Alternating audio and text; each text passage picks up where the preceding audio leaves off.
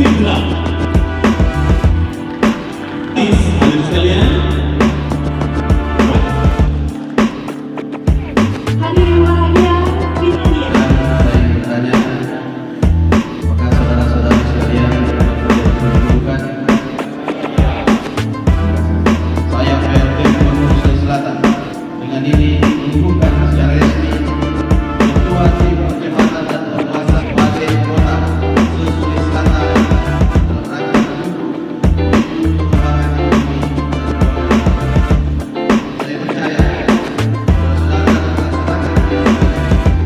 Kami silakan Bapak untuk mengangkat tangan Bapak dan untuk pemilihan mundur setelah kami melaksanakan pemilihan mundur Bapak 3, 2, 1. boleh berikan tepuk tangan yang paling meriah hadirin atas dukungan tim perjuangan dan perluasan digitalisasi daerah selamat, tercepat dan terbanyak di Indonesia dalam dukungan TP2.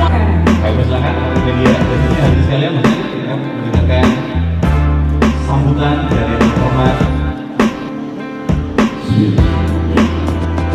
Assalamualaikum warahmatullahi wabarakatuh.